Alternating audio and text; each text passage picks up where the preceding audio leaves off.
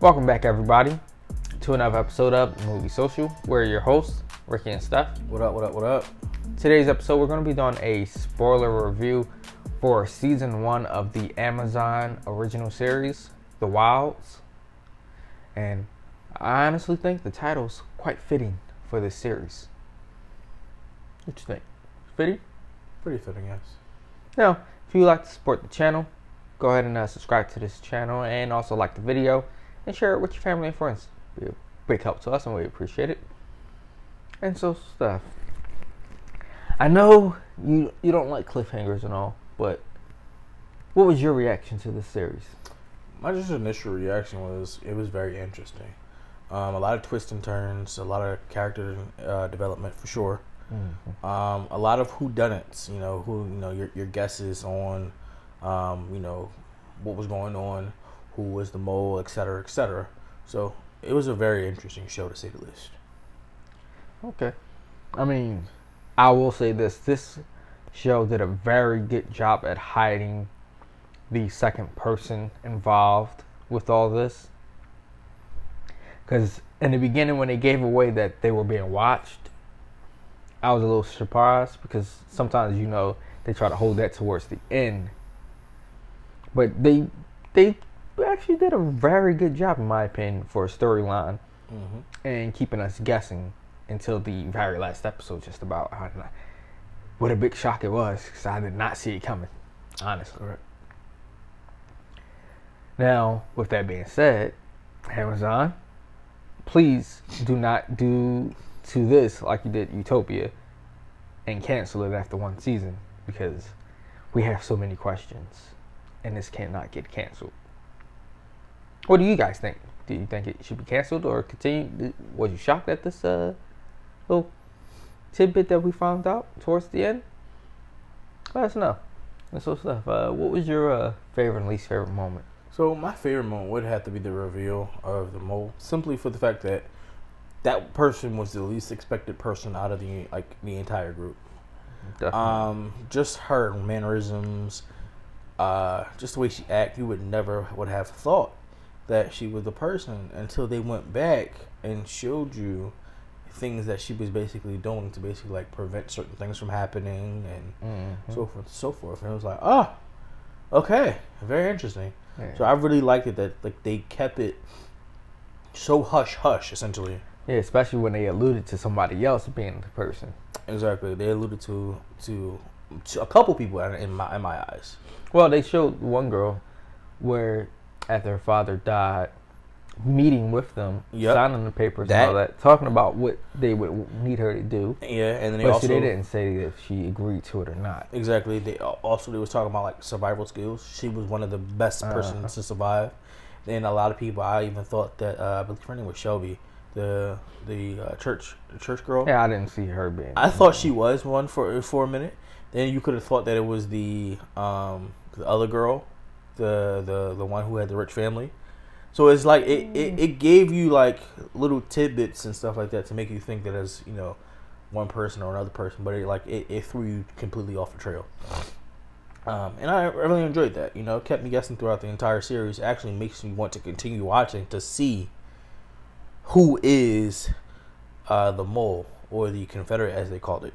But then my least favorite moment would have to be the ending. Not because it was a cliffhanger, because it was more so because there was no ending to the first series. Not the first series, but the first season. I mean, hey, that's the ending. Leave everybody waiting in suspense. Because it was this storyline, what happened to Nora? Is she alive? Is she dead? You know that her sister's hand got bitten off because of the shark attack. I wish they would have showed more of that, because again, that would have gave you some idea of if Nora lived, because her sister lived. Did Nora live? Did she die? We don't know. It's just okay, where is she? But I think all that plays in the fact of them trying to keep things around for a hopeful season 2, unless Amazon does a Netflix and just says, yeah, we're going to cancel a good show. Yeah, but I mean, I just didn't like it. And then you had the Camp of Adam reveal, and for it to go off with you seeing that, kind of, it irked my soul. But other than that, I enjoyed the series though. Yeah, I mean, in a way though, to me it went off in like a not Hunger Games sense, but more of a Maze Runner sense. Like how with Maze Runner, they got to a certain point and then bam, it ended, and then the second one picks up where that ended and goes on. So who knows? They might take that same approach if Hopefully it gets renewed for season 2. Yeah. Me, my favorite part would have to be how they did the backstories for each character. They actually went in each episode, went back and talked about that character, the struggles and stuff, everything that led them up to being there on that island.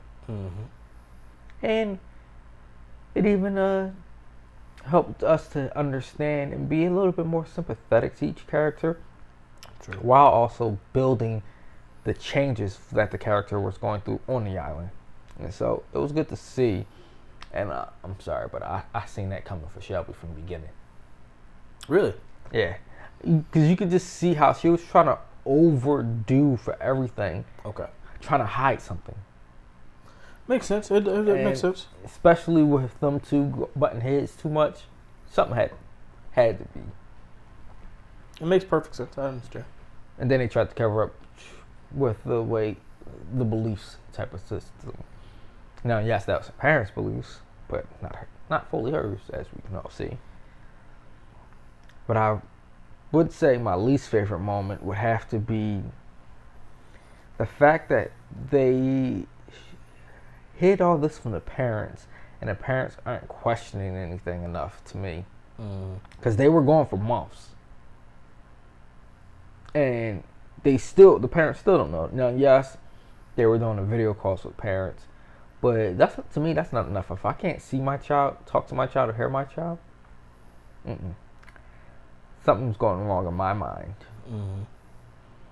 But I will say this, though, as a sub-B for favorite, the whole plot to getting them on the island was phenomenal. Faking a plane crash and everything else that went along with it. I really want to know what island this is at this point. Is it really a full island away from everybody, or is it where they own the island and it's just important parts separated from the rest of humanity? Very strong possibility. But it's definitely going to be interesting if they renew it for season 2, because there's a lot of avenues they can take with this. Red man. Great series, all in all. So, would you recommend people to watch this? I definitely recommend it. It's a very good series. As I stated, it's very interesting. And the acting is really good. The story is really good. So I definitely recommend it. I definitely say this is a phenomenal series that you should check out. Yeah, I said it. I said phenomenal. But it's really, really good. It was very well written, in my opinion. And it was executed very well. Of course, I didn't like the way it went off because we wanted more. But it also leaves us there for season 2 without us drawing a complete close to this chapter. Gives you something to look forward to, hopefully. And again, how everything was connected together from past up to present. Even the actual plot twist of, okay, they off the island, and you think it's that they're meeting with FBI agents and all that, and then no, they're not even real FBI agents. They're working for the same people still. They're all still held in captivity. Man, what's more shocking than that? And all this just for an experiment? Like, jeez, this is crazy. It is. If you have not seen this show yet, definitely check it out. And for those that have been watching it, what are your thoughts and opinions on it? Are you finding it entertaining? Are you enjoying it? Or do you not like it? Let us know your reasoning, why behind all that. And until next time.